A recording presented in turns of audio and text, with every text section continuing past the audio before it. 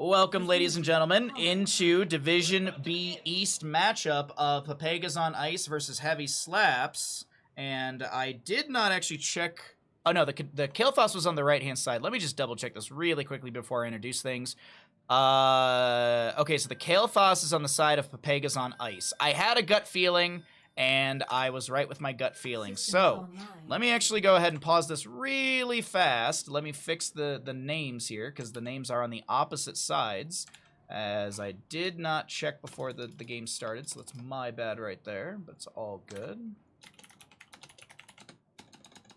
Alright, there we go. Everything looks scaled out. There we go. So... with that, let's go ahead and get into it. As I had mentioned, on the left-hand side, we have the members of Heavy Slaps. We have De La Soak on the Muradin, Jaeger on the Sergeant Hammer, Kiri on the Rexar, Misha to play Misha, Crazy Buttes on the Brightwing, Protoss Rule on the Vala. On the side of Pepegas on Ice, we have Jake on the Tychus, Bishop on the ETC, Slafiria, I think is how you say their name, on the Killfoss, Malgor on the Anduin, and Tomgan on the on that Leoric. As I had mentioned, we got a Killfoss. He's going into Convection. Not Convection, excuse me. He's going into the Mana Addict at level 1. We'll go ahead and let you all get your gambles in. You have a minute and 50 or so seconds to get that gamble in as we are here. 34 seconds in, Sergeant Hammer starting to pepper into the enemy team from the side of Heavy Slaps. Hey, good morning, Iron Flare. How you doing today? How was your Thursday? You're just in time for some gambles. You're all just in time for a little bit of gambling in Twitch chat. I see one person votes, and there's no, like, points that go in, and I go, that must be Kalis. It just started? Oh, you just got up? I slept in a little bit today. Not much, but I slept in a little bit. Good to see you, friend. Alright, well, at the start of Brax's Holdout, we are just going to see some immediate camps to be grabbed for the bottom lane, and we do have Killfoss just kind of floating around. He is getting a little bit of vision for the allied team, doesn't want to spend some of those spells or that mana just yet. He wants to focus on just clearing out the wave and getting those stacks. Now, Muradin is in the bush. Will he set up for a Stormbolt? No, he immediately just goes for the channel on the point. Meanwhile, in top lane, Misha to try and stall things out. Leoric does get the Spectral Leech onto her. Rexar just still clearing wave as the bottom lane camps have collided right now. The members of Pepegas on Ice will be able to get the channel in their favor, a camp in the top lane. That's going to be a Gravity Lapse onto Brightwing. She goes down first. First blood to the side of Pepegas on Ice. Would it be cheating for me to vote? No. As I always say, there's nothing wrong with voting if you know, but just don't spoil it. That's my only condition. Don't be like, tee-hee-hee, I wonder how close he'll get. You know? Feel free to vote. Enjoy the game. I have had people do that. I have had people do that in the past. Where it's like, oh my god, I don't know how close it gets. And it's like literally the player in chat. It's like, okay, come on now, bud. You're spoiling it for the rest of us.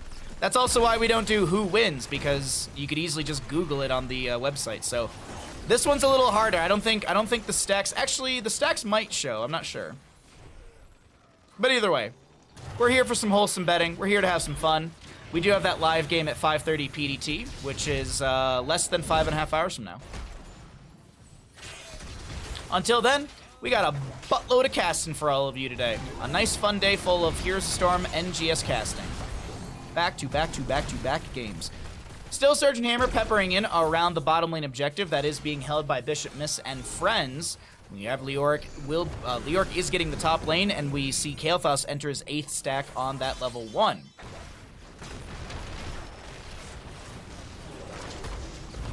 A little pressure onto the Sergeant Hammer as she unsieges. ETC finds a double power slide. Jake is getting some decent damage onto the Muradin. Another Killfoss flame strike underneath the Sergeant Hammer to just whittle down her health. But Brightwing is getting some good healing out with the passive healing around her. Muradin Dwarf tosses in. No Stormbolt to follow up. 80% for the side of Pepegas on Ice, but Heavy Slaps. Heavy Slaps are building up some heavy pressure of their own in the Zerg pen. As you see that Hydralist, there's a Guardian, there's a Baneling. Meanwhile, down over here, you've already got the 2 Ultralists, 2 Guardians, a couple Hydras, some Banelings, and some Lings on top of that. Bishop Gonna get the face melt as he backs out of the bush. Gonna be going into this speed metal at level 4. Going into the, what I like to call the support build for the ETC. He is technically a support hero, support tank, if you will.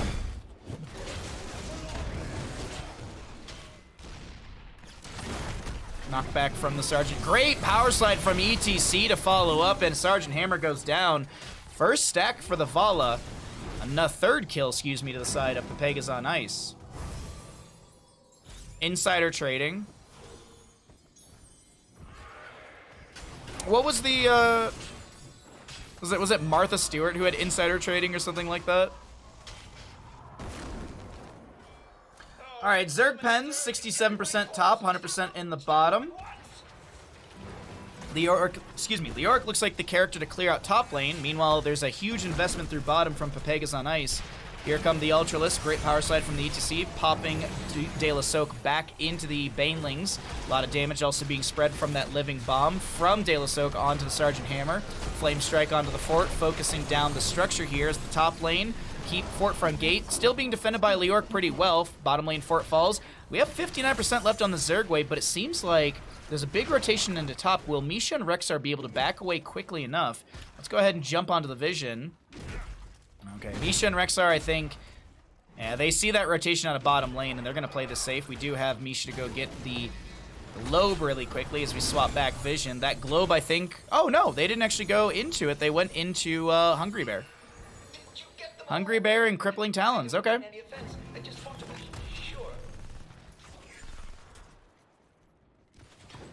She used her food prep strat on the market and got caught. I love that, like, she went to jail and Snoop Dogg and her became, like, best friends. That still blows me away, that Snoop Dogg and Martha Stewart are, like, best friends. Apparently, Snoop Dogg has, like, a really good cookbook. Apparently, he's got a fantastically good cookbook. Maybe we'll have to do that for a cooking stream. We'll have to try the Snoop Dogg recipe. I know I think one of my friends has the book, so maybe I could ask him to, like,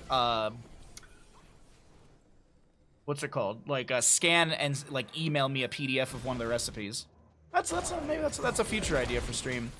10 talent tier right around the horizon for both of these teams, so let's go ahead and cycle through the other numbers while we have this lull here in Braxis Holdout. 16 stacks for anyone wondering on the Kael'thas currently. Gravity Lapse. A little bit of poke onto the Muradin. Spell Armor was applied. Leoric, I think he should be fine in bottom lane. He's got the Spectral Leech on the Misha, so no big deal on that one. And 10 talent here, just about to be here for the side of Pepegas on ice. We'll see what these Division B East teams do with these 10s. Any Drakens, any Stage Dive? Probably not. ETC Mosh. ETC Mosh, actually, I don't really like the Mosh here. Interruptible by Rain of Vengeance, Polymorph, Misha Charge, Sergeant Hammer Knockback, Muradin Stormbolt.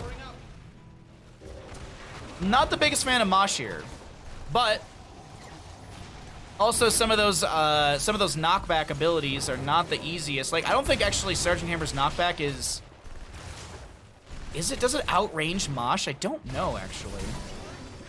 Well, there's a light bomb. Mosh Pit will be dropped. It's going to be immediately interrupted. Actually, it was put onto a 10-second cooldown. That doesn't matter. Brightwing still falls. Sergeant Hammer trying to back away. She's getting her life drained. 200-something. Taps the well. Chastise from Anduin. De La Soak trying to get out of here. Living Bomb applied. Should be enough. No! No, the Dwarf Toss gives armor. Spell and physical. That Dwarf Toss right there just saved De La Soak because of the damage reduction applied by Dwarf Toss value. That was really good. Really good defense. And our Muradin, who did take the third wind at level 1 for the extra sustainability, is going to be able to be almost full at this point. Dwarf tossing away once again, gets the piercing bolt onto 2. But Jake doesn't really care. Going to continue to just siege in with the Commandeer Odin. We got we got TVT right now. We got Sergeant Hammer versus Commandeer Odin.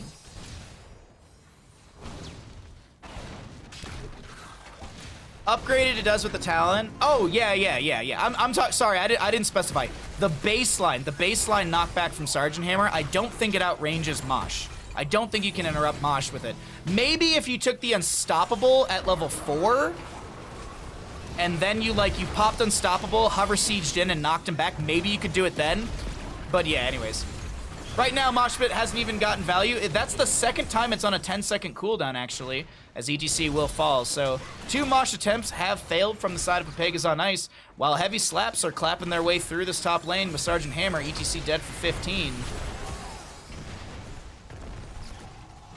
Okay.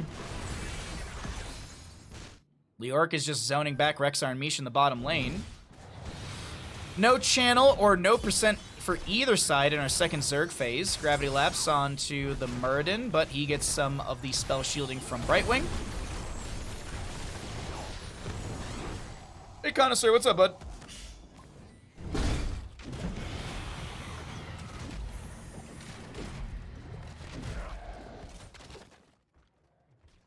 Oh, okay. I was wondering. I was like, what's really damaging Leoric? But it's just basically just the 1 1/4 v1. Muradin comes in here. Leoric will put himself back onto the point to delay things out a little bit further for some channel time. That was actually a really cool strategy. Leoric knew he wasn't going to die, so he steps back onto the point right here, so it kind of paused the channel, or it paused the counter channel, and the members of Pepegas on Ice got a few extra percent from that one. Just a little bit of cool tech that I did notice right there from the Leoric as he steps back onto the point. Misha trying to delay things out as she gets the charge through, but Leoric, he's got that Spectral Leech, and Misha dropping to nearly 50% as the men comes through. Channel 50, 60%, and rising over to the side of Pepegas on Ice. We will have the Phoenix Power Slide Mosh Pit. That's a Light Bomb. No interrupt yet. Muradin, he must have used Stormbolt just a second ago as he watches his Sergeant Hammer and Brightwing to fall. Huge Zerg wave coming in through the top lane. You got those 3 Guardians, you got the Banelings, you got the Ultralisks, and this is Muradin, who shall fall in top. 24 stacks on the Kael'thas currently.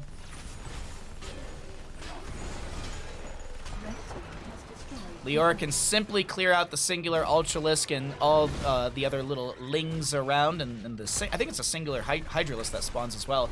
Banelings still coming into the structures right here. These Banelings, they deal quite a bit of damage into heroes as well as a lot of splash into structures. Banelings being the best unit in StarCraft 2, period. No other unit out. There's no better unit than Banelings. Everyone knows this.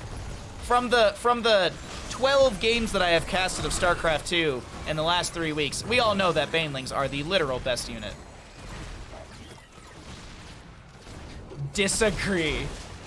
Ghost would like a word for you. I was waiting to see what Twitch chat would say, because it's the internet, and of course someone's got to go, actually? Someone's got to, well, actually, me.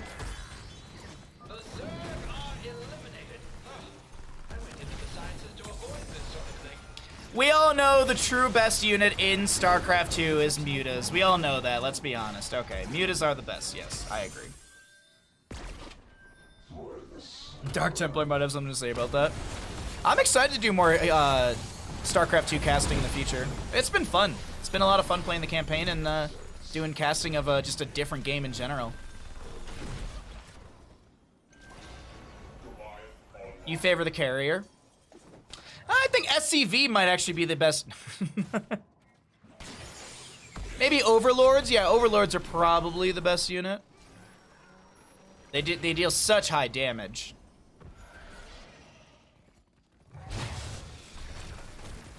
Nothing strikes fear into one's heart like a probe. Good Entomb, but just no follow-up availability from the allied crew as we have just overall map control completely from the side of Pepegas on Ice. De La Soak is going to get interrupted, or excuse me, dismounted. ETC Power Slide drops the single Mosh. Rexar's got no interrupt. He's got some boars, but those just slow people down. Muradin dead. That's a boss call easily to the side of Pepegas on Ice.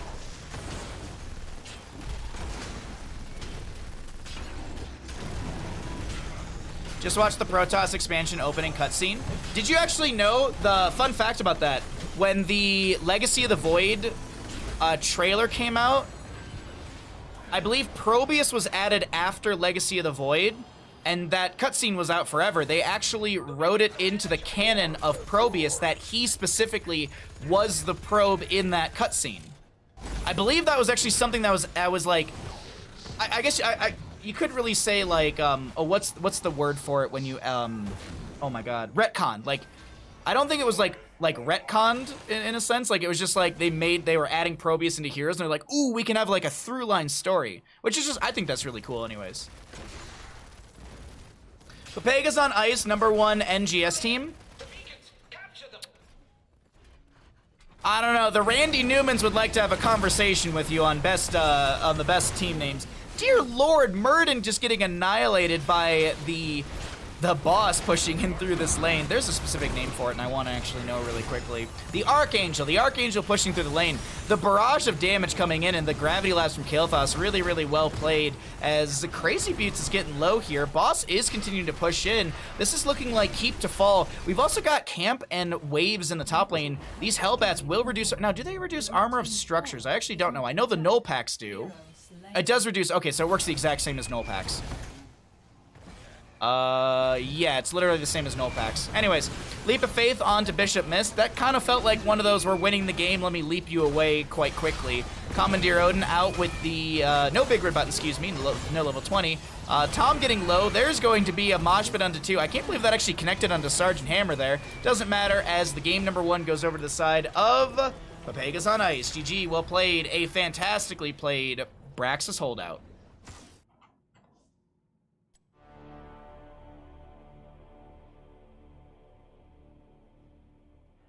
Not like D.Va being a StarCraft pro with multiple GSL wins. That's retcon. Wait, really? When did they add that in, Nectar? Doubters never lose? Dude, it's been a doubter day, man. It's been a doubter day. Choose outcome. How many level and stacks for Kael'thas? 44 or less. It's been a doubter day.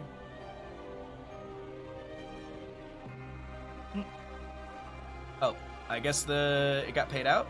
Oh, I probably tried to do it at the exact same time. They didn't add that, they removed it? Wait, what? Why would they remove that? That's confusing.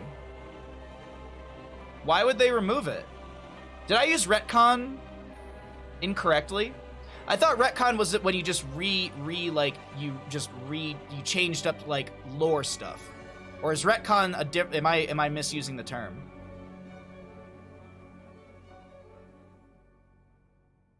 I feel like I'm misusing the term.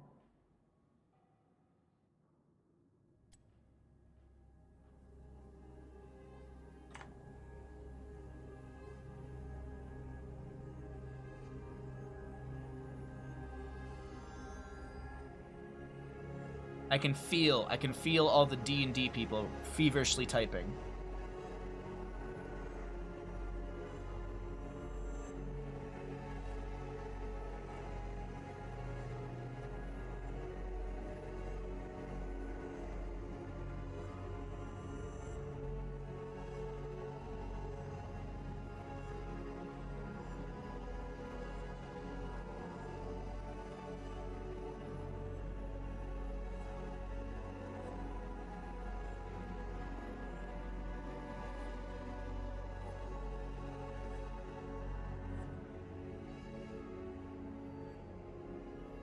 Okay.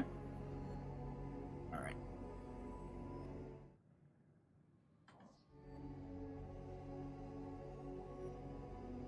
Making retroactive changes to lore is retcon. Okay, I wasn't sure if it was like only removal, and I thought I was like maybe using it incorrectly in that terminology. Okay. Revise an aspect of a fictional work retrospectively, typically by introducing a piece of new information that imposes a different interpretation of the previously described events. Well, thank you so much. Thank you so much, Goes to College. You obviously have gone to college. Hey, Kai, what's up, bud? So, does anyone know why they changed that from D.Va? Does anyone know?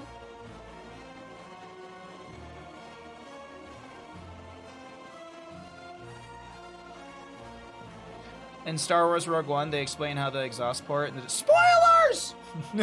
Could you imagine? I can't believe you spoiled Rogue One for me, man. I loved Rogue One. The reason, and here's the thing, I loved Rogue One because the storyline was good, the pacing of the movie was good, and it's nice and like encapsulated in itself. You don't have to watch Rogue One to understand other Star Wars stuff, but it's such a really good just bubble of a movie. It's like I don't know why it's so good, but it's such a nice like bubble movie where it's like it's like, oh, cool, like, here's all this cool information, but you don't technically have to know it to know lore. Like, I don't know why. It's just such a good encapsulated movie. I enjoyed Rogue One so much. Did you know that Darth Vader is Luke's father?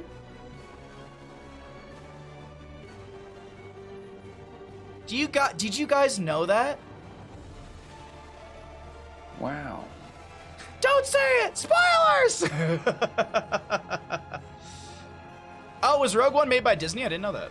I thought it was before the whole Disney thing. The Vader scene at the end is outstanding. Oh yeah, absolutely, Semper. Oh, let's get set up for map 2. Let's get set up for map 2. Jesus Christ. Remind yourself that overconfidence is a slow and insidious killer. I have not watched Book of Boba Fett, but Mandalorian was pretty good. I enjoyed Mandalorian quite a bit. I'm excited. There's a new season of Mandalorian soon, isn't there? Book ain't bad. I didn't watch Book of Boba Fett. I'll be honest, I couldn't get into the Obi-Wan show. I don't know what it was. Like, storyline-wise, I just kept getting bored during the episodes.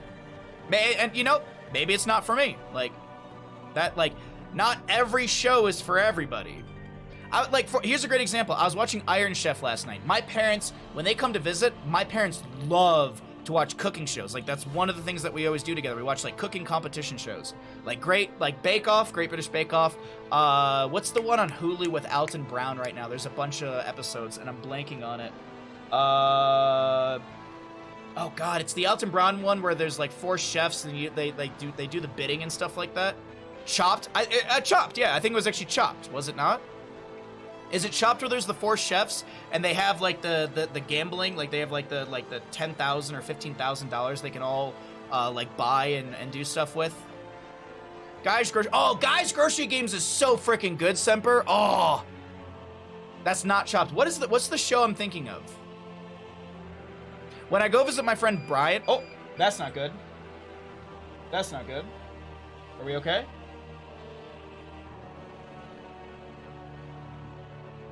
Either I'm about to lose all my power and internet, or we're fine. Cutthroat Kitchen, yes. I don't know if any of you heard that beeping. Give me 1 second, I need to check something.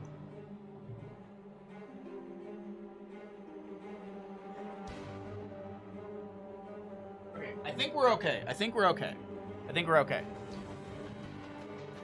The beeping was I have 2 battery backups. One of them is for pretty much just the Wi-Fi, and one of them is for the PC stuff, but the Wi-Fi one does not last long. Like, once I hear that beep, I have like 30 seconds and then it just cuts the Wi-Fi. I think that battery backup needs to get replaced.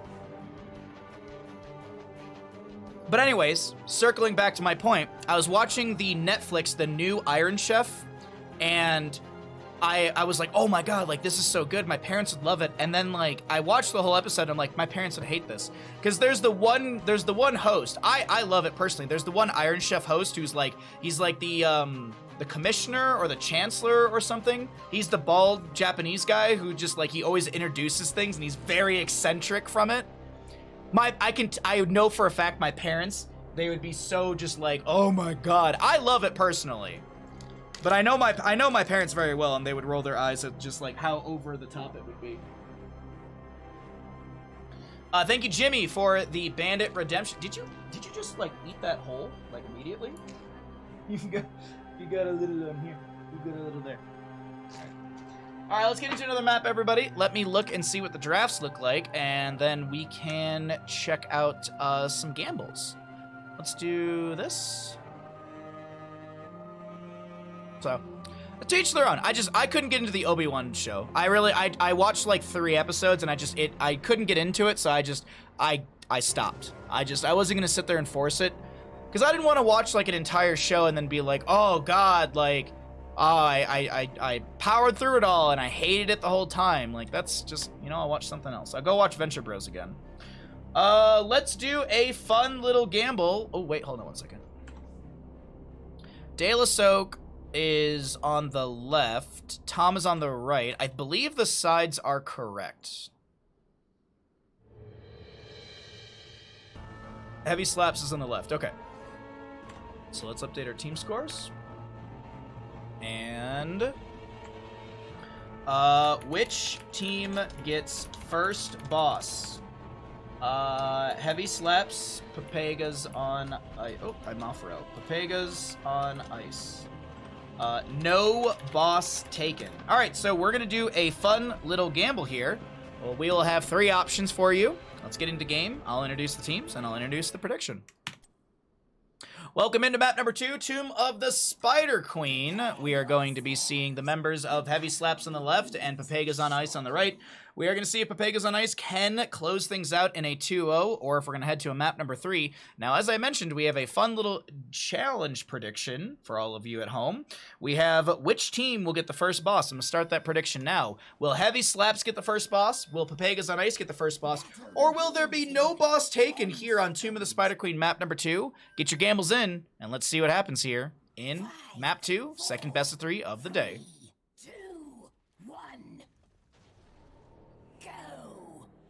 Remember, overconfidence is a slow and insidious killer. Also remember that if no one bets on an area, then that wins. Those points go to the void.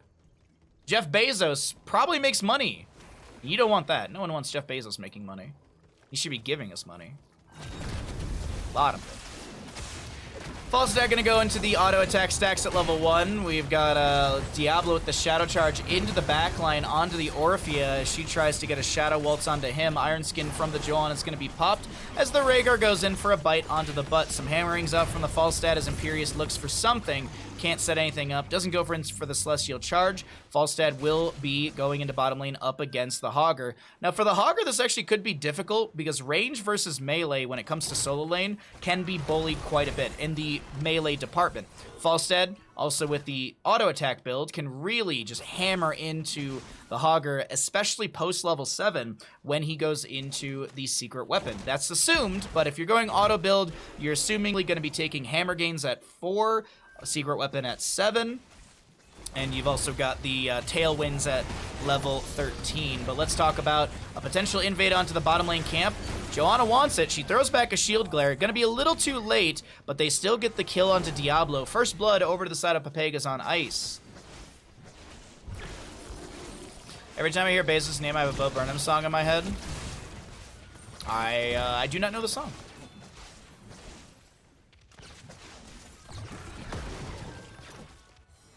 I do my best not to think about Jeff Bezos in a positive way.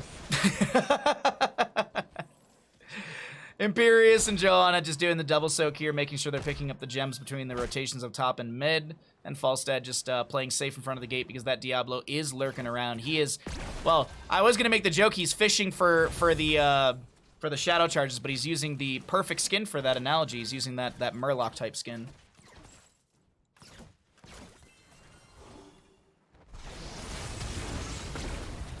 Wait, Baha how? It's not positive? Because I really don't watch a lot of Bo Burnham stuff. Some of his stuff is, for me, I'm not the biggest fan of some of his stuff, honestly. It's a little edgy kid for me, and I'm like, okay, all right.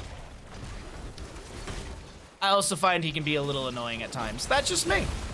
That's just me. As I said, everyone's different. Not everyone thinks Kyle Kinane's hilarious. I think that dude's just, that dude puts me in stitches. You know, people still think Dave Chappelle's funny. I don't. Like, I don't find any of his stand-up funny at all. That's just, you know, that's just how comedy works. A little bit of poking from Falstad and stuff on just the wave. Waiting to see if Diablo pulls the trigger on some sort of Shadow Charge overpower. into like a Vala, or into a Chastise from Anduin, then Vala damage, but he's just kind of stepping forward, getting some of these gems on the ground. Joanna and Leoric doing the double soak between those lanes. There's the Shadow Charge overpower onto Imperius. We've got the Explodium Dynamite on the ground as well. The Easy Throw Dynamite, excuse me. That's it in bottom lane, realistically, right now. It's just, okay, there's maybe a little bit of pressure onto the Diablo, as well as that's a Celestial Charge. Leap of Faith. Rhaegar goes in for the bite on the butt. Orphea still trying to work on that growing Nightmare at level 1. Very hard talent to finish out. But you do have baseline damage from it as well. Yeah, you increase the Dread damage by 50, even if you don't complete the reward. Hey, big boy, what's up, bud?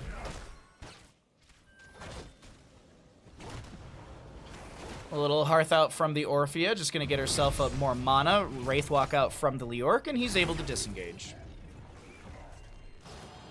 Falstad to also Hearth out of bottom lane. Actually, no, he's gonna cancel.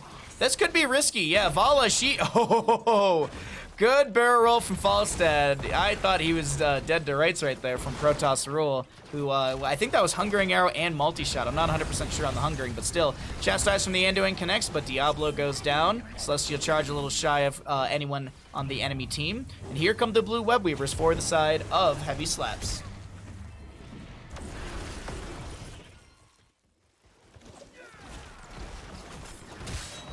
I can't recall the last time I saw somebody bot on Tomb. It's a rare lane swap that we see. It's a very rare lane swap that we have. I love this tactic. Instead of rotating as 4 through top mid, you get someone who can wave clear and rotate pretty good, like a Leoric, and then you just core 4 push bottom lane. You have Siege Giants you can feed in every 3 minutes or so.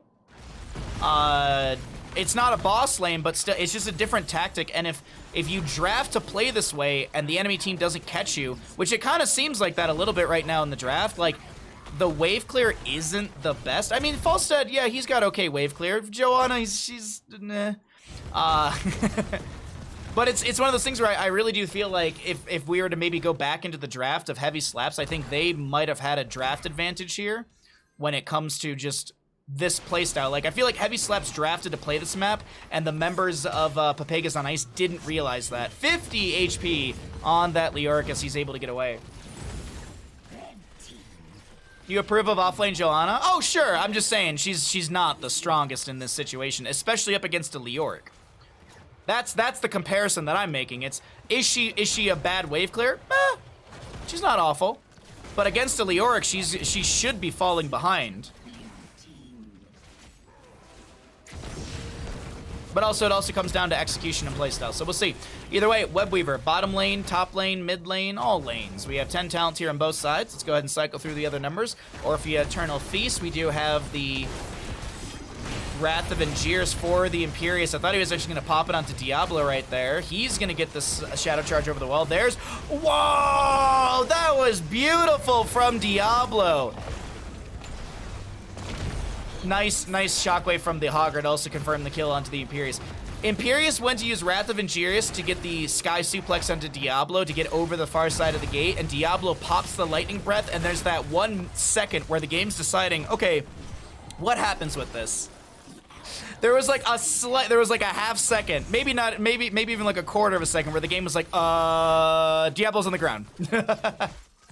Because you heard the connection, you heard like the swoosh, like grab, and then you just start to hear Lightning Breath. Oh man, what a fantastic play from Diablo to deny the Sky Suplex of Imperius. And we have another turn-in available to the members of Heavy Slaps. Orphea trying to delay out.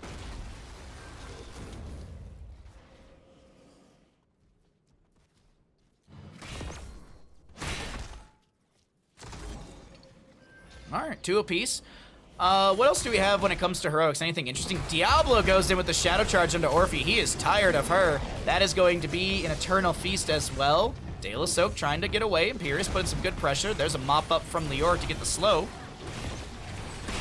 Leoric is going to Wraith walk away. Celestial charge. That's a light bomb. Diablo goes down before it's triggered. His souls will be reset. He's on a few second cooldown. Gust out from Falstead. Doesn't get the push because I believe the Hogger does manage to get a fantastic bounce around. Shockwave from Hogger. And this is a couple members of Heavy Slaps getting low. One member already falling. Diablo reset. I guess 2 members falling, realistically.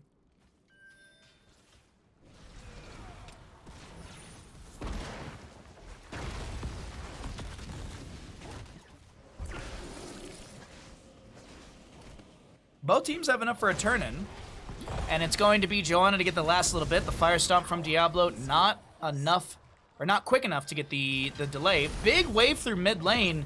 Can the members of Pepegas on Ice find a fort here? No structures have fallen, some low structures, but nothing of major value just yet. De La Soak getting very low here. Leap of Faith does save the moment.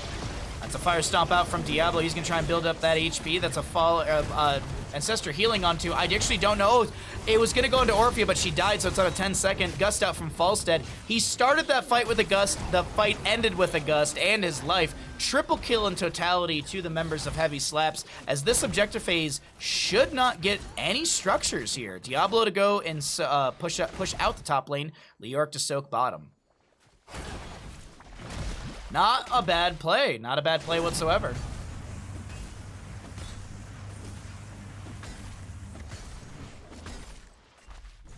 Gid, thank you for the redemption. I will get it done after the game.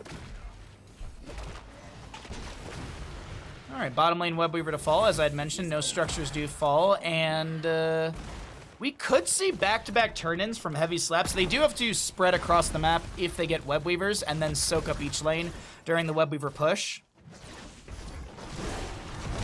But here comes another fight to break out the top lane. Rain of Vengeance, Light Bomb, Eternal Feast. And a lot of members of Heavy Slaps are able to back away without taking any really major damage. Leoric's still soaking up bottom, and he gets the turn-in during all of this, like that play right there from our blue side. So we will see the blue Webweavers into lanes. Diablo pushing around the Imperius. He's got the Wrath of Angiers if he wants to look for something. Little Fire Stomp out from Diablo. He is that Soul to Flame, and he's got those. He's got the full W build, 4, 7, and 13. Joanna being pinged right here. She is way out of position in this rotation. Will she actually get punished for it? Iron Skin popped, and no. Bottom lane Webweaver will be cleared out before it gets any value. Leoric pushes up the mid. That should get at least 50% of the fort. Falstead and crew have already made their rotation into this, so we will see some damage onto it. Meanwhile, in top lane, this fort might fall. Depends on how quick the rotation is from Pepegas on Ice. Not quick enough. Celestial Charge from the Imperius. There's an Ancestor healing onto the Joanna. We have a spin out from Hogger. Hammerings out from the Falstead. Does have that secret weapon. Webweaver in top does get the fort. Meanwhile, in mid lane, there's still a good wave onto this fort that's dealing great damage. Rhaegar gonna try and come in here. Pops that lightning shield, and the fort survives with a sliver.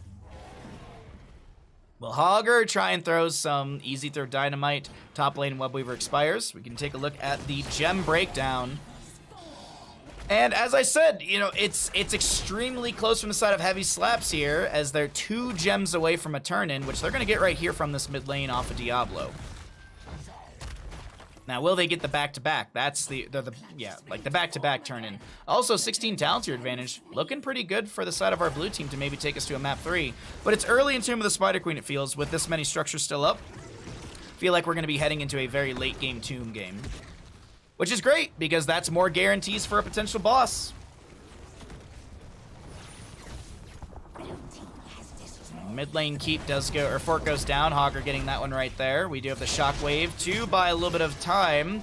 Leoric comes in. Is there an Entomb to be used? Leap of Faith. There's the Entomb. Rhaegar is going to be really, really beat up right now in this fight. He goes down first. Gust out from the Falstead. Falling Sword from the Joanna. Lightning Breath coming through. And that'll be Rhaegar dead, but this should be a turn-in. Maybe we see boss off this as well from Heavy Slaps. Boss turn-in's looking plausible. This will be a rotation through a wave, so the red team, Pepegas on Ice, know that this is a rotation towards boss. What will they do? Will they invade? Rhaegar up in 10? No, they're going to look for a fort. They're going to look to trade out here. Hogger gets the horizontal boss bounce. Did anyone free Harrison Jones? No. He's still just chilling back over here. Harrison Jones is still chilling right there. So now Joanna and friends, they get the mid lane fort, but now can our blue team crew get enough of a turn in? They need 37 gems to be turned in here. Between Vala and the Hogger, that's not enough. That's only 31 gems between those two, but this fight might be the decider in this Webweaver phase. Huge Ancestral coming through, a Light Bomb as well. That's going to be a Falling Sword from the Joanna, as we do have that Leap of Faith from the Anduin. Double Leap of Faith pulling out 2 members. Rain of Vengeance. The Falstead finds the double kill. Imperius will go down. Diablo gonna try and Fire Stomp his way out of this one. And the gem economy for the side of Heavy Slaps has been shattered. A lot of gems to be dropped right there. Vala's got enough for a turn-in on her own, but with Diablo just getting reset. The boss in top lane, though, during all of this is going to get 50% of the keep. Not a bad moment here for the side of Heavy Slaps, though. I will say this, Diablo losing his souls, that's a little rough.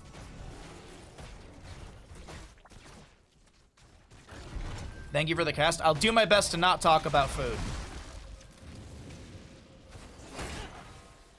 The reverse Uno with the Orphea, yeah. Okay, whoa, that's a interrupt onto the turn-in, but an Entomb, Lightning Breath, Light Bomb. Orphea gets the Shadow Waltz out of the Entomb with the Falling Sword. Okay, I think that's a new one for me. I feel like either the Entomb expired as she Shadow Waltzed out, or she literally Shadow Waltzed out of that. You know what? Let's go. Let's take a look at this. Let's take a look at this. Let's take a look at this. Okay, let's watch Orphea. Let's watch Orphea. Oh, wait, did I not go back far enough? I didn't go back far enough. Hold on one second. My apologies. Leoric was alive.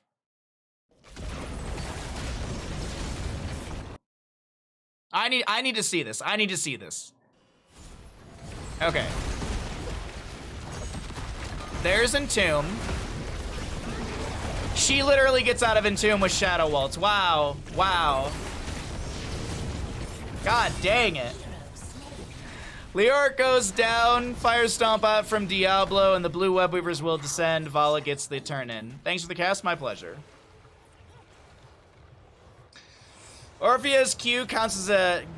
Q dash counts as a teleport despite being a dash animation. I mean, can't Hogger hog wild out of an Entomb as well? That's Diablo to go down. Another set of souls to be reset onto him. Wait, no. Wait, yes? Oh, wait. No. Sorry, the icon tricked me because I was like, wait, 42. There's no way he has it unless he got an insane... Like, unless, like, 2 people died and he got an insane Fire Stomp before he died. Anyways, Ancestor healing just in time. The great bait over the wall with the Celestial Charge and Eternal Feast from the Orphea, as the blue Webweavers will be at least top lane cleared up by Falstead. Mid lane should be cleared out. So this is defensive more than anything else, in the sense that it buys a little bit of time on the map for the members of Heavy Slaps. You're writing a very strongly worded letter to the Heroes dev team. Yeah, they'll get right on that. All 0 of them.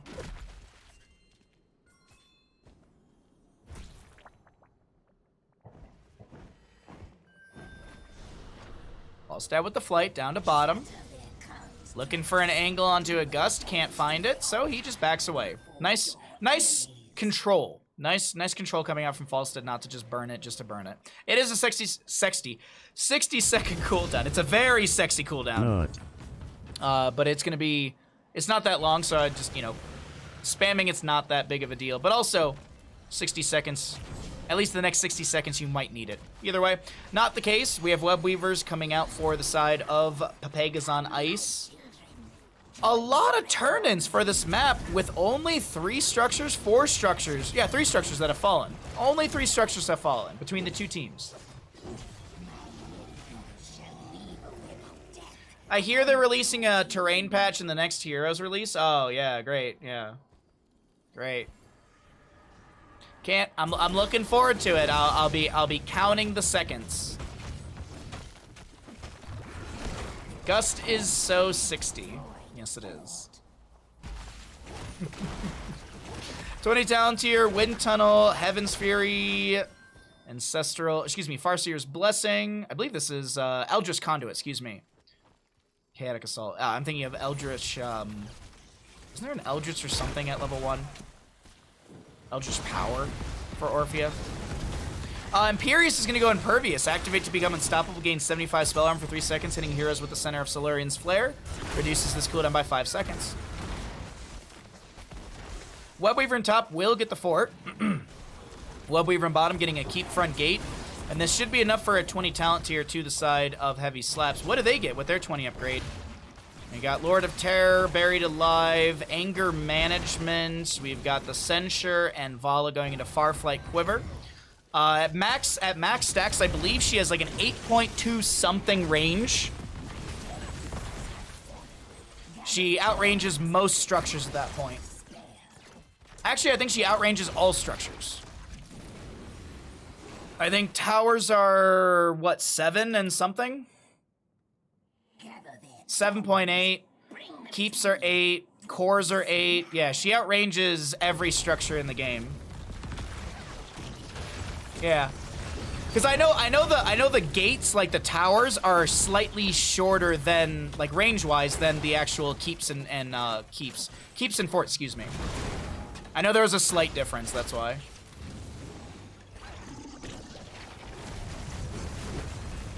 There you go. Slight difference between towers, keeps, or towers versus keeps and forts. By 0.2, so. Either way, Leoric will finish out Mithril Mace. He's got that done. De La Soak looking for turn in here. Not enough for a turn in between either team. Both need 65.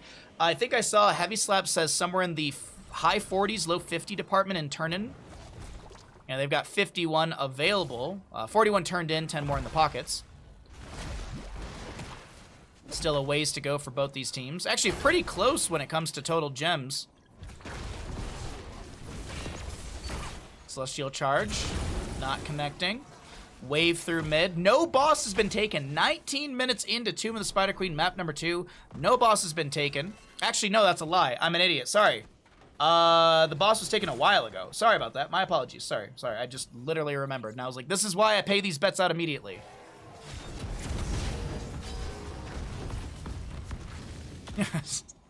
I was literally like, I always pay out the boss bet immediately because that's the moment I'm like, yeah, no boss has been taken. Look at it, it's still sitting there. Right, that was like 10 minutes ago the boss was taken.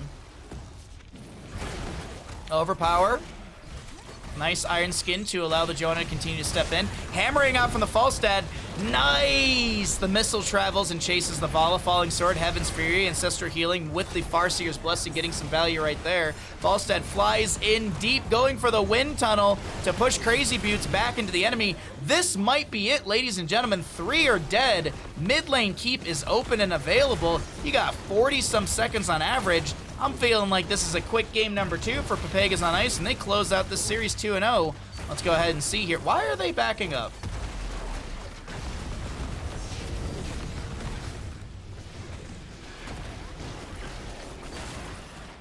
How are they taking this up?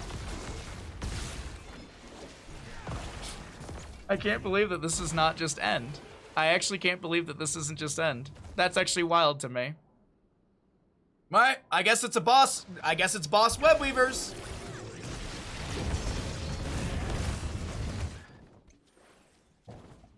Fear the power of my frontline DPS. You mean Hogger and Diablo?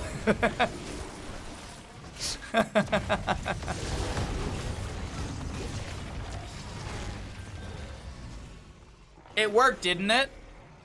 Look, all I'm saying is Pepegas on Ice could have been a little more aggressive there. I think they could have been a little more aggressive. I think they could have taken that. I think they could have taken that. But either way, it's boss Webweaver. This could be the nail in the coffin. So that was nail number 1, and they hit the nail with the hammer, and the nail immediately just like bent in half. I don't know if anyone's ever done woodworking, but we all know that like you're squared up, you're ready to hit the nail perfectly, and you just bend the nail in half. It's like, how did I do this? Lightning Breath from Diablo. De La Soak taking a lot of damage. Light Bomb is buying a small window. De La Soak does go down. Falstad traded. Here comes the Webweaver. Falling Sword from Joanna. Into the back line. 50-some seconds for the Falstad. Top lane keep to fall. Mid lane really far pushed back. Same thing with bottom. And they leave. They leave. It was a nail from wish.com, exactly. Hogger can get some pretty nasty DPS and ARAMs, but this is Tomb of the Spider Queen. What? Anything could have happened. They could have all lost power there too, but it didn't happen. Yeah?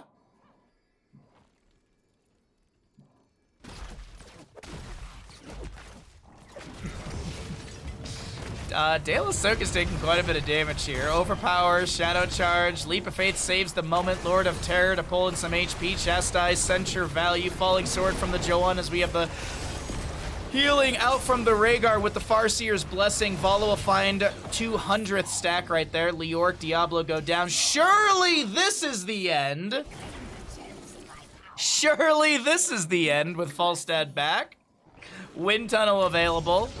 No Lord of Terror.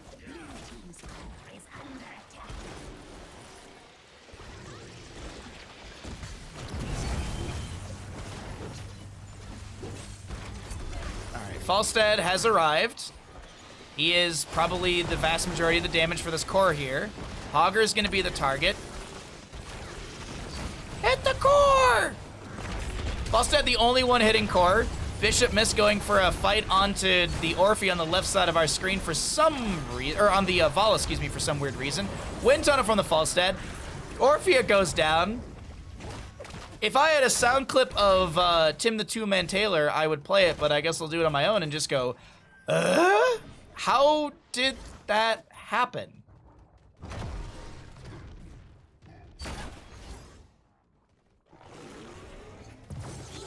Surely that was the end. Wow. Thank you, thank you, thank you. Yeah, very, very, very, very... I think that's very appropriate. No kappa. Just... Wow. Thanks, Mel. I'm very glad we added these sound bits to the stream. Are they gonna... Who's gonna end this game? It's the map that goes on and on. Or it's the map that goes on forever. I forget the song, and I'm kind of glad. But anyways, boss is up in a minute 30. Webweavers could be summoned. They're going to be far back into lane, but doesn't seem like that's too much of a concern. To the side of Heavy Slaps.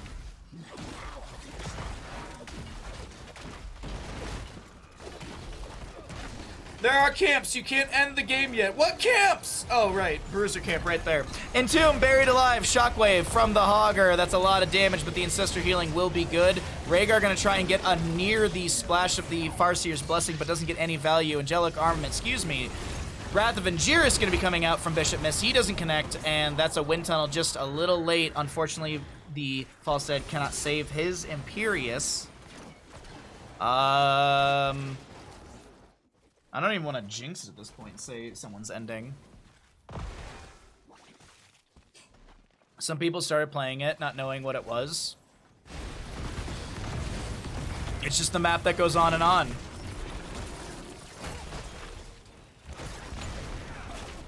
Webweaver in top, being dealt with by Falstad. Leoric spawning in 2-1. He actually cheated death a little bit there. Does he have an Entomb? He does. He doesn't connect onto the Orphea. All right, waves are pushing in. I don't even know. Are we playing catch with dad? Are we gonna go from one core to the other now? Are they gonna hit the core? The Webweaver is for sure. Orphea Eternal Feast gets a couple procs. A very low Leoric is gonna be pulled away. Shield glares out from the Joanna. Catapults are dealing significant damage 26 minutes in. You can see those catapults chunking for 9%. Wind Tunnel out from Falstad once again. Shockwave. Vala just chunks the Falstad down. That's going to be Joanna on the right side of our, or the bottom of our screen. She's getting a little bit low. Slow from Leoric. There's going to be Spectral Leech, and that's going to find the kill. Vala cleaning up this fight. There's the Wrath of Angiris. Big ol' Sky Suplex, but an Entomb is going to be right there. Ancestor healing just a little too late, but I mean, he only had so much time. It's a 1-second window. And after 23 minutes, the members of Heavy Slaps will be taking us to a map number 3. GG. Well played.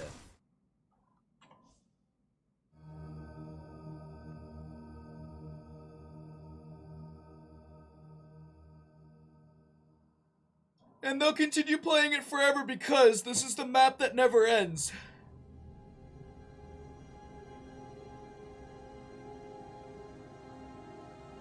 What's up, House of Toast? How you doing, bud?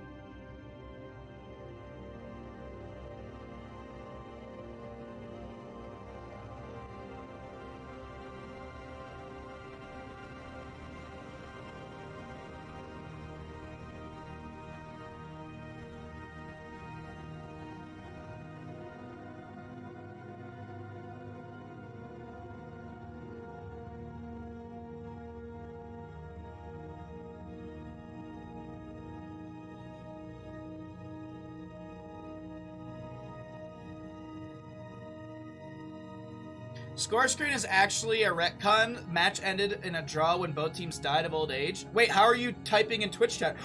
Are you a ghost?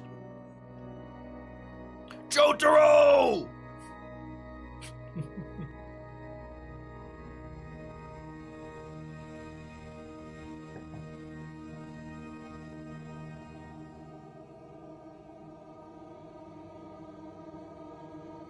Slaps hood of Twitch stream. You can fit so many more matches in this sucker. We're literally casting all day. We have a live best of 3 at 5:30 PDT, and until then, we're just casting. We're just gonna keep casting until we get close to that time. So yeah,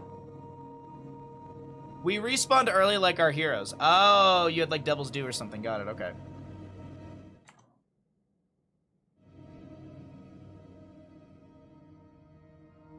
Can we talk? Can we talk about can we talk about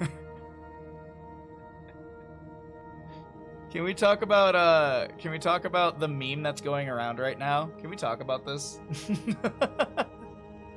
Your attachment to Dungeons and Dragons has more to do with the therapy games Vila Spoiler developed for troubled kids than the actual war strategy games.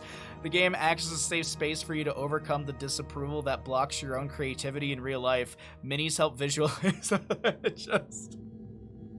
This meme going around is absolutely fucking killing me. Jesus Christ. Actually what? Actually what? What, Mel? What? What have I said wrong? What? I don't know. I don't know. It's a meme I see going around everywhere.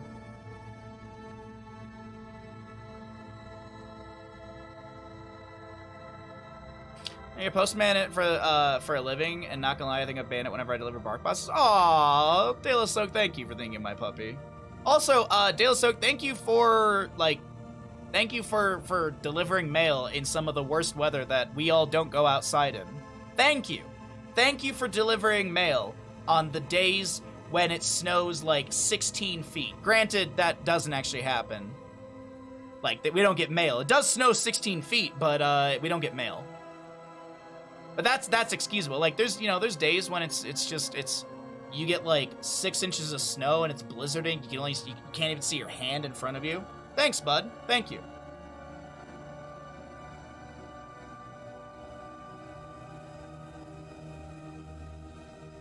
Playing Neverwinter Nights online was a major creative, communicative outlet for in my mid-teens. Literally a therapy. I think Dungeons and Dragons is very good therapy for people. I think it allows you to be someone that you've always wanted to be in that sense. To go on an adventure, to explore a world that you don't understand, to grow. That D&D meme is so crispy. It's so good. It's so good, dude. It's so good.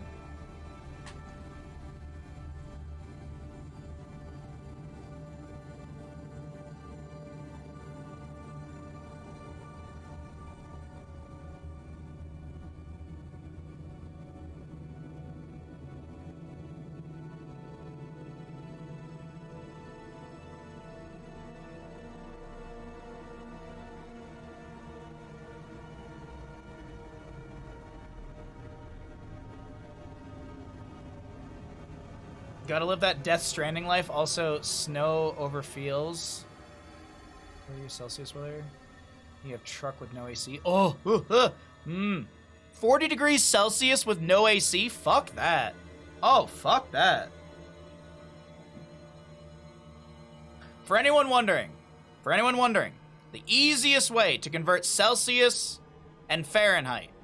Here is the NA trick. Here's the NA trick, okay? It's very, very simple.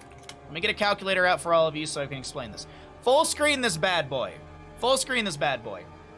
So, if you ever want to do conversion, do it by tens. Tens are the easiest because every 10 Celsius is 18 degrees Fahrenheit. Roughly.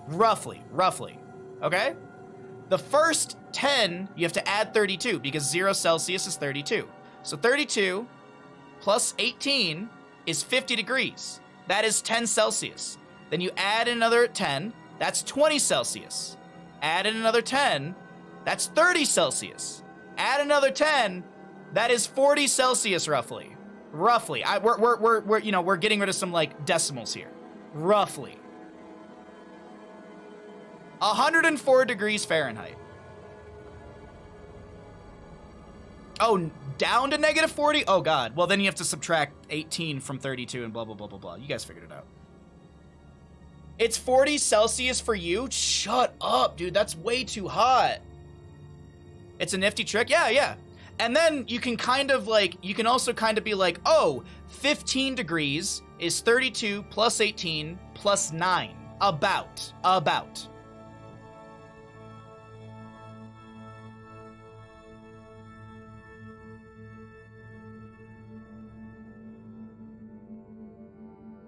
The scale kind of works below freezing. Oh, I didn't know that, actually. I guess it makes sense with the reduction from 32 and stuff like that. There you go. Don't ever say you came by a Twitch stream and didn't learn something. I know there's actually Kaleo. If he ever pops in the stream today, Kaleo actually has a really, really simple way as well for doing, like... Because there's a way, like, where if you get... I think he has, like, a good way of converting from Celsius to Fahrenheit. But, if you had, like, 36 degrees Celsius, like... He had, like, a way where you, like, add a number, flip a number, and then it comes out, like nearly just, like, perfect. So, I have to ask him. I forget. He lives in Canada, and he told me once, and I was like, oh, that makes so much sense, and then I just kind of forgot about it, because I remember my other way. 10 is 18. The Butt Legend Kaleo. All right, let's see. De La Soga's on the left, and Bishop is on the right. That looks good to me. Okay, let's get a little Twitch prediction going here. Let's find out what our prediction could be. We could do Falstad stacks. We could do that. Let's do this. Start prediction. Which team gets 4th Punisher? Which team will get 4th Punisher? Alright. But at least 0 Kelvin is more than negative 2 newtons. Oh god, Jesus.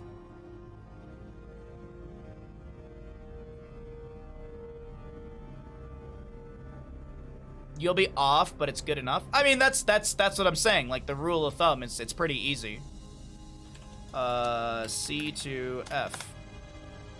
I mean, it's a easy, so 10, 50, 68. Do you see what I mean? Do you see what I mean? You just keep adding 18 for every 10.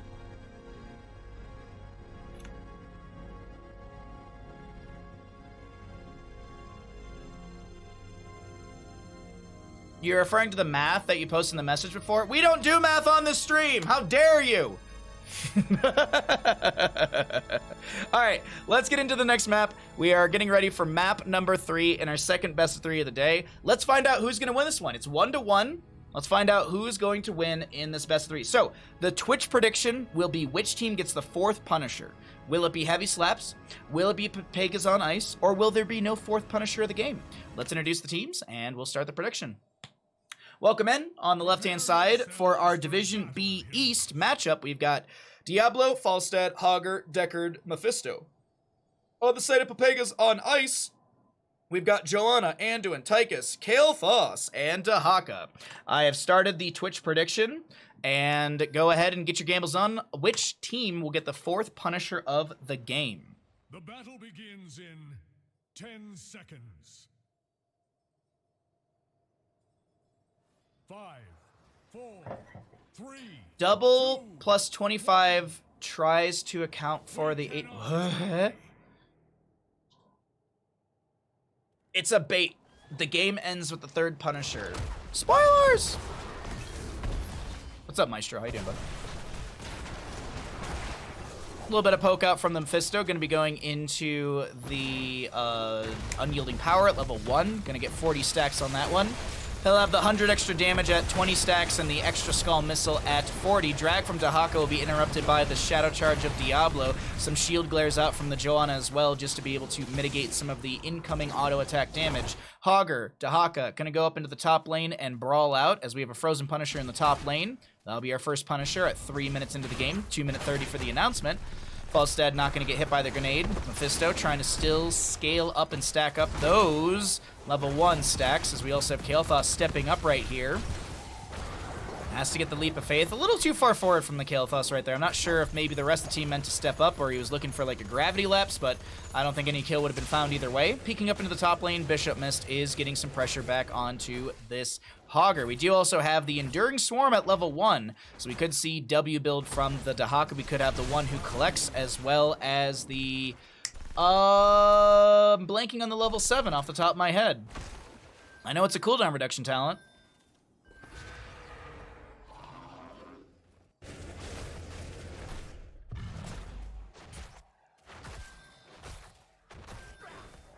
So many math magicians, yes. Many math magicians. Math is just a made-up sorcery in the modern world, let's be honest. I mean, solve for X. Why do I have to solve for X? I've never been at the grocery store and had to solve for X.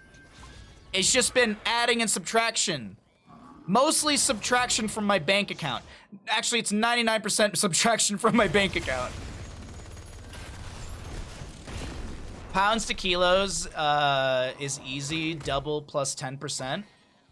I don't need kilos. In this country, we don't use metric because we're idiots.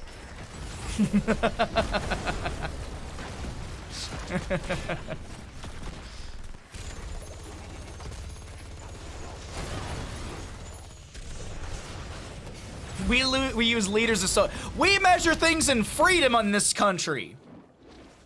We measure distance by cans of Coca-Cola and football fields.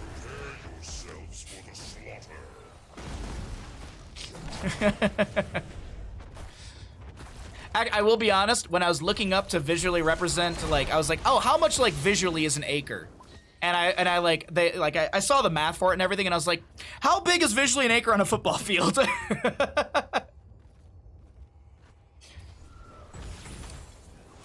You use freedom units for everything but race cars. Yeah, that is actually a little interesting, because isn't like all, not all, but isn't like most mechanic stuff like in millimeters and stuff like that? Aren't most like tools for mechanics in millimeters? The final mystery is what is X really, yeah. When we all die, I think that's what we find out, you know? You get a book of your life and you find out what solving for X actually gives you. I live on 5 acres. The lot is 200 feet by 1,000 feet. That was helpful. There you go. That actually, yeah.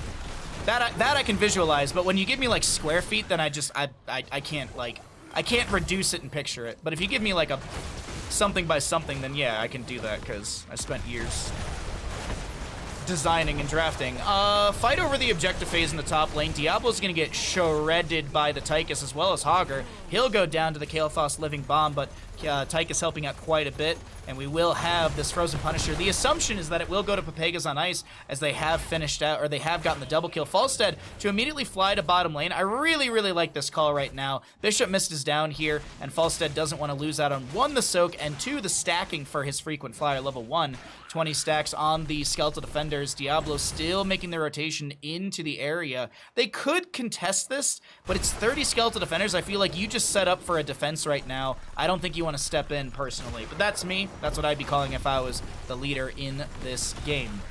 Not the case. And actually, it is the case. They are gonna stay back. Mephisto jumps forward to get a little bit of scouting and poke out.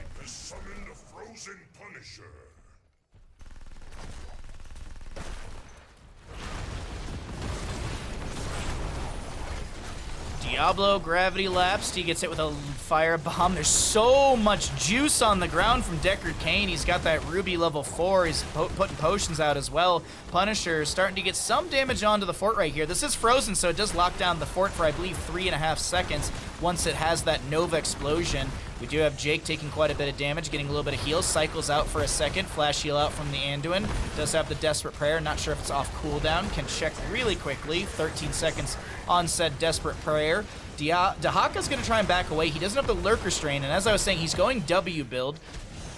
He's going to be having that Hero Stalker, which synergizes with the Symbiosis. That's the level 7 I could not remember.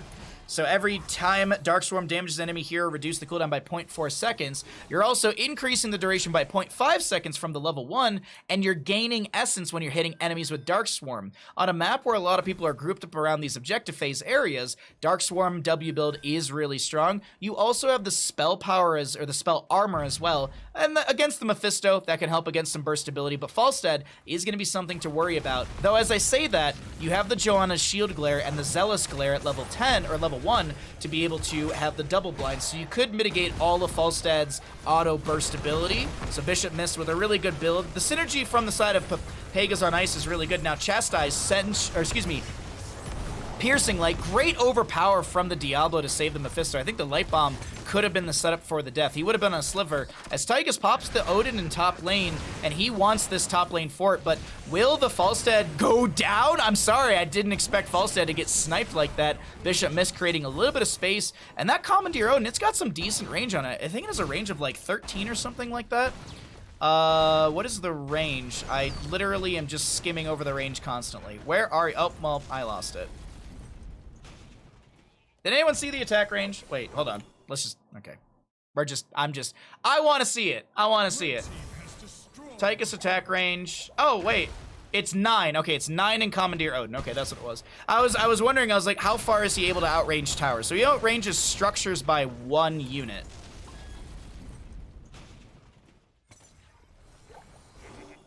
Yeah, there was so much information on the, because usually when you pop up the detailed information, attack range is always like right there. It's like at the top. But then since you had the spell armor and physical armor from Odin, I was like, oh, where do I look? We said Sergeant Vala 20 was 8.2. Yeah, Farflight Quiver from Vala is 8.2 something. It's 8.2 something. I think if you do the math out, it's like 8.23 or something like that. And Heroes rounds, if there's, Heroes typically rounds, like on that 100th. So it rounds down. I think if it was 8.25, I think it would actually be 8.3 if I'm not mistaken. I think.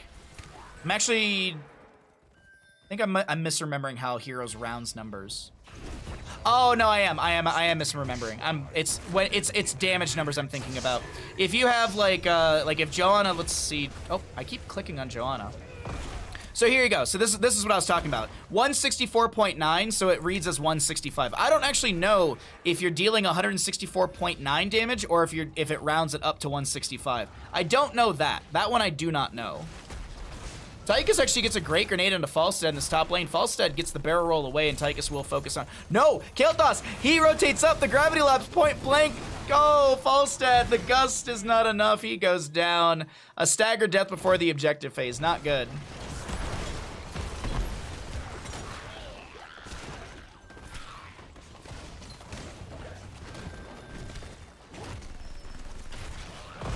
Nice knockback from the Hogger onto Bishop Mist. Okay, I was wondering if he was going to have a drag, but no. Diablo set up in the bush right now. Do we have vision set up? There you go. Actually, I was a little bit late on the vision myself, but just kind of focusing onto the vision for the side of Pepegas on ice as they are nearly halfway through this objective. Dahaka will rotate the top lane. He hasn't been seen. Falstead flying into the mix right now as we're swapping onto a different vision.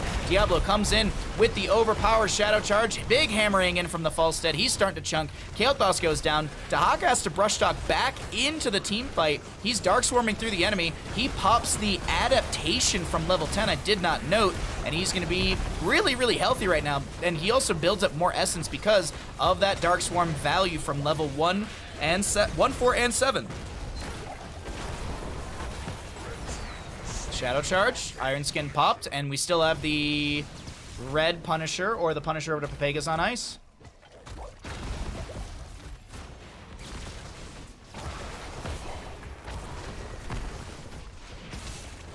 There's a really interesting philosophical question around math being discovered rather than constructed. We discovered gravity as a relationship between mass and space-time.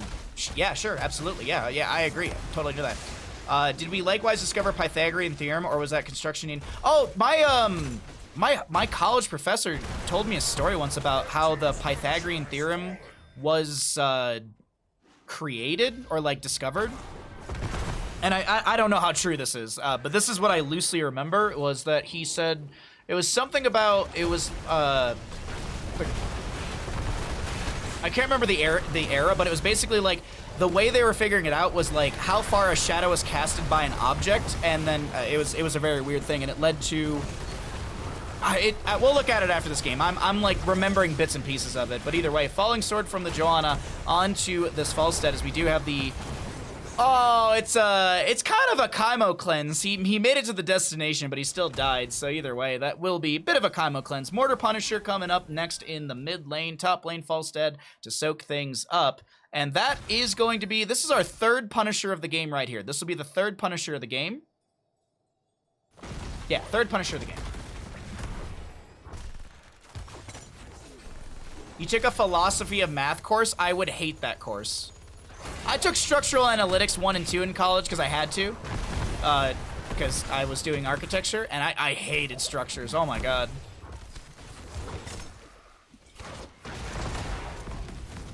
Tom looking to step in here. Light Bomb, Falling Sword, it's available. There's the Chastise, and there's the Light Bomb as well. Durance of Fate does go out as well. Leap of Faith from the Anduin. Hogger gets a bounce out. Falstead flies in. Crazy Buttes is trying to back away. Great gust from the Falstead, but Johanna gets her foot back onto the point. Shockwave from the Hogger comes through. Diablo pushing around the Johanna. She goes down. Crazy Buttes will be traded here. Bishop pops the Essence. Can he burrow away? No, Falstead's got the damage.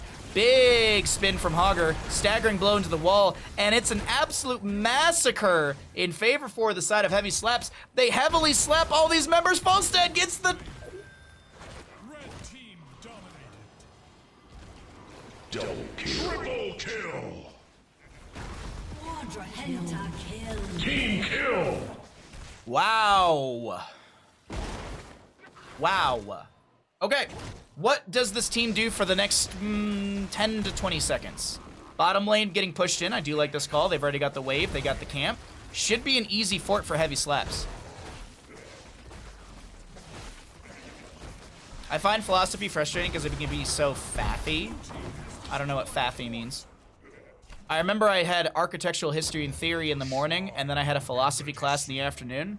And they were talking about the allegory of the cave in my architectural history and theory 3 class. So it's like, you know, it's the third of 3 architectural and theory courses you have to take in the curriculum. And then you have to take general philosophy as well, which to me just screams that colleges are not about education, it's about getting your money, because why should I have to take 2 classes that overlap? My point being, in the morning, we talked about the allegory of the cave. At night, in the regular philosophy class, we talked about the allegory of the cave. So I spewed exactly what I heard in the morning to my philosophy class professor in the afternoon, thinking I was going to be some smart little shit. The philosophy professor in the afternoon said my statement was wrong. I quoted a different professor of philosophy. So there you go. I dropped out of that class because it was bullshit. Objective phase is up. We've got a double camp in top lane, mashing against each other. Big spin from the Hogger as the Commandeer Odin will poke in. We have the Phoenix out from Kael'thas, finding actual value. Kael'thas, though, won't be finding much value as Mephisto gets the snipe. Bishop Mist getting low. Heavy slaps are looking good. The Light Bomb feels more of a disengage tool than anything to zone back anyone. But Bishop Mist with the Hearth, top lane, still matched against each other. The Fallen Shaman will be working better for the side of Pepegas on ice, but we already have Falstad to clear the wave. And here comes the Mortar Punisher through mid. Sounds like philosophy. Exactly. I dropped out of that philosophy class, and then in the summer, I took a morality class, because like you could do like options. And we didn't have a morality class at the university at the time, so I took it at like a community college in the summer. And that was actually, it was a great class. I swear to God, the final exam was just a literal morality test because the professor put the test on the table. He goes, here are the tests, I gotta run to the bathroom. And he left the room. And then when he came back, he's like, you all passed because no one got up to look at the test. And everyone I talked to after that semester that I ran to, they're like, yeah, dude, I aced that. And I definitely didn't ace that. I did well, but I definitely didn't ace it. So I literally think that was my morality final. That class was really good. That was actually a really good class.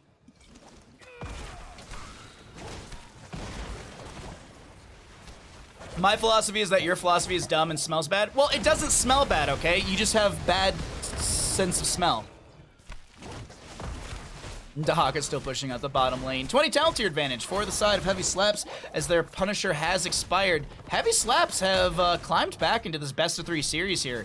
Map 1 was looking really good for Pepegas on ice. Map 2, more back and forth, but here's a stay a while and listen. Living Bomb, Phoenix, Durance of Hate. Mephisto gets a lot of, oh, wow! That's a really good kill from Mephisto onto the Kael'thas as the siege, the poke continues through top. Meanwhile, in bottom, Dahaka finding a fort.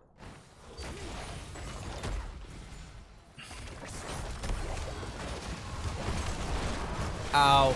Just ouch my balls. Oh wow, actually, I thought that was going to be a kill onto Tychus and Joanna. Instead, Falstad and Deckard Cain go down. Diablo might lose souls.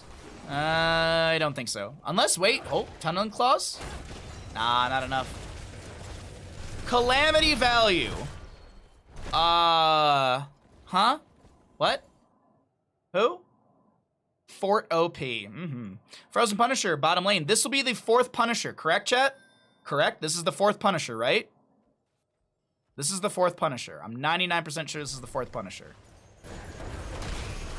Durance of Hate over the far side of the wall. Mephisto jumps in with the Shade of Mephisto, and the Unspeakable Horror does linger, but it's not going to be enough to get a kill. Yes. Okay, thank you. Much appreciated. 4th Punisher. 3rd. Number starts at 0. What? Well, yeah, it starts at 0, but then the first one is at 3 minutes. Fellow programmer, shut up. I hate you all. Just immediate disdain. I hate you. That's not true at all.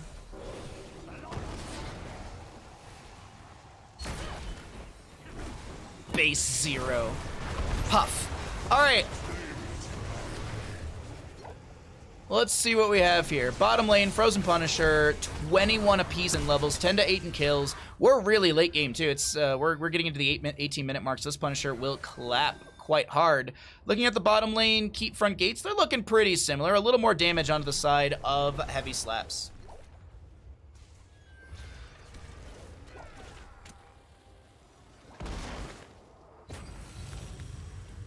Oh, now, see, we're getting into, here it comes. Here comes the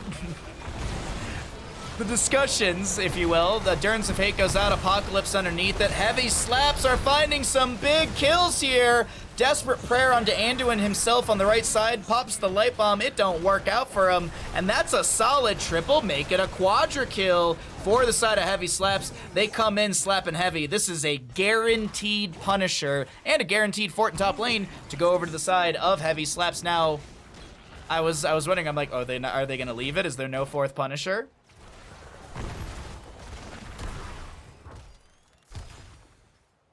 Well, actually, yeah, here it is. There it is. All right, fourth Punisher of the game. Fourth Punisher of the game. Wow, heavy slaps. It's a lot of belief in that heavy slaps crew there, huh? Not a lot of belief in anything else. So no big payouts, but a little bit of bucks here and there. Couple bucks here and there. Okay. Bottom lane keep goes down. Oh no, the mid lane fort. Nope, it doesn't even matter. Volstad actually barrel rolling in. He wants some damage onto Jake, but he's not going to step in too far. Got those super potions on the ground. Punisher will be looking for a jump here. Mephisto chunks the Tychus very far down. That's a jump onto 2. Core losing some of the shielding. Shield glare out from the Joanna as well. Punisher down to about 70 or so %. And that core shielding is falling. Diablo finds a great shadow charge onto Joanna. The late bomb will be coming through. Falstad throws up the hammering Apocalypse from Diablo, and that will be Joanna to fall. Diablo and Decker do go down the wind tunnel from Falstad to create a little bit of space. Bishop Miss burrows under the ground to avoid the wind tunnel value. Double root from the Anduin. Falstad goes down, but the Punisher and Mephisto will be able to end, and map number 2 goes over to the side of Heavy Slaps. They fight back and bring back the series 2-1. GG. Well